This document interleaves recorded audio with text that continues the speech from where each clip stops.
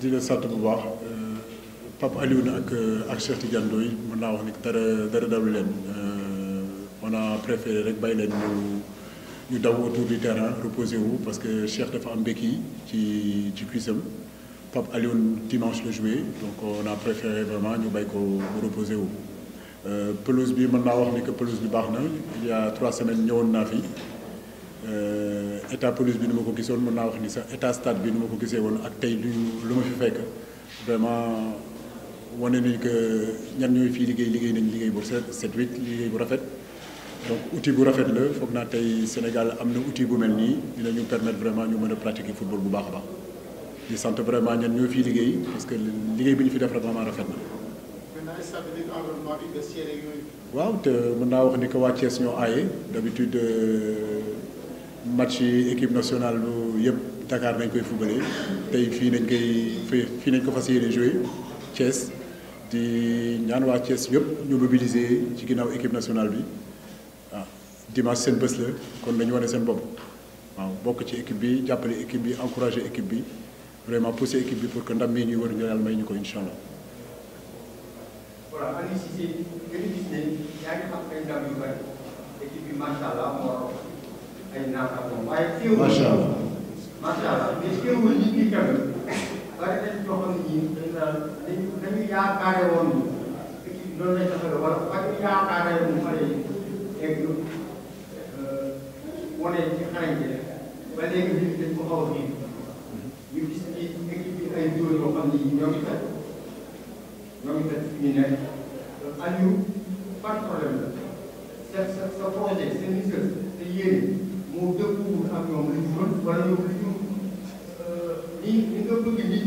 ñi bëgg yow ngay joué football léger boobu maanaam am yow ñi di man football bu rafet boobu wala loolu yow wax laa soxalul li ngay ut rek mooy daal. waaw mais ñun ay compétiteurs lañu ñun lu ñu bëgg mooy daan lu ñu bëgg mooy gagné te foog naa sportif de haut niveau boo leen gis lu ko gënal mooy mu gagné ak manière bi tamit loolu lu am solo la mais je crois que football tamit ay statistiques la tey boo leen xoolee bi ñu nekkee fii ba léegi 41 matchs nañ joué gagné nañ dugal nañ pratiquement 65 buts encaissé 25 buts ñu perdre 5 matchs dont 4 matchs amicaux benn match officiel nañ perdre mooy match contre Colombie kon foofu nekk numéro 1 en Afrique 2016 2017 2018 kon loolu foog naa ko mu doyul xaw ma lu mu doyati encore léegi nag buñ mënee jouer pour def spectacle bu boobaa dinaa jouer pour def spectacle mais je crois que liñ ma assigné mooy yóbbu équipe bi ci kanam luñ ma assigné mooy gagner luñ ma assigné mooy travailler pour constituer équipe boo xam ne mën na gagner Coupe d'Afrique mais au-delà sax Coupe d'Afrique incha allah am nañ yaakaar ni que si liggéey bi ñuy def depuis 4 ans mën nañ ci gagner Coupe du Monde incha allah bi ma doon jël équipe bi 4 ans laa signé donc ci processus boobu lañ nekk signé wu ma 2 ans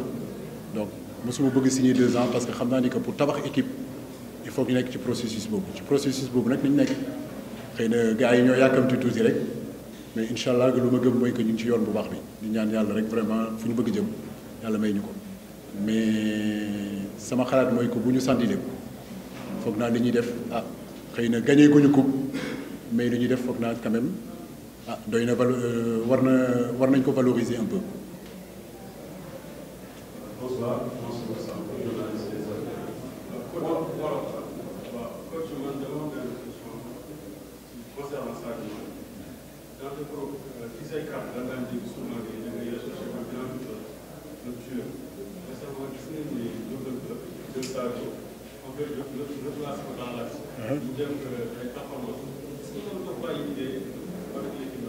Non, Sadio Mané pour man excentré gauche la excentré droit du attaquant de pointe léegi nag Jürgen Klopp joué na la ko foofu loolu Jürgen Klopp la mais gëwuma ni que Klopp dans la durée dina continuer di jouer loo Sadio Mané foofu yàgg naa leen ko wax nee naa leen ni Sadio Mané joueur boo xam ne fépp mën na fa jouer. Débat bi fii indiwoon nañ ko fii quelque temps fële ci ginnaaw yenn journalistes yi d'ailleurs naan Sadio Mané dañ ko war a jouer loo meneur de jeu ñu ne lu tax ma koy jouer loo ci côté gauche bi ñu ne lu tax ma koy jouer loo ci côté droit bi tey ñu dem ñu gis Klopp ni mu ngi koy jouer loo attaquant man tey su ma jouer woon kat Sadio Mané attaquant kon coow lu bëri pour wax leen nii rek ni que Sadio c'est un grand joueur et un grand joueur il est convaincu un grand joueur mën na jouer à gauche mën na jouer à droite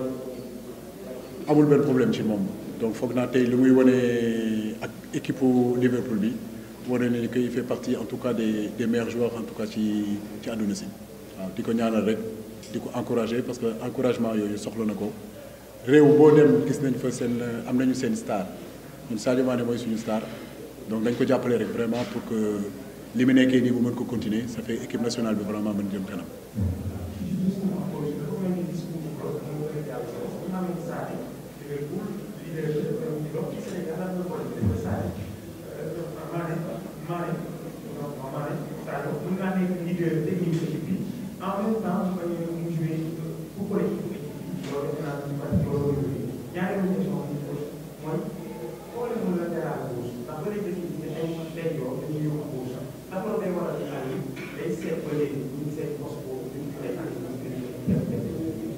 waaw ma dellu encore sa question boobu di leen gëstu statistique yu Sadio Mané yi ci équipe nationale Sadio Mané tout ce qui waaw ma ne Sadio Mané tout ce qui est décisif avec l'équipe nationale bu Sénégal bi Sadio Mané bokk na si waaw gëstul statistique yu Sadio Mané ci équipe nationale di nga xam ni que lépp lu am importance sur les 4 dernières années lépp loo xam ne def nañ ko Sadio Mané est décisif donc mënuñu wax affaire discours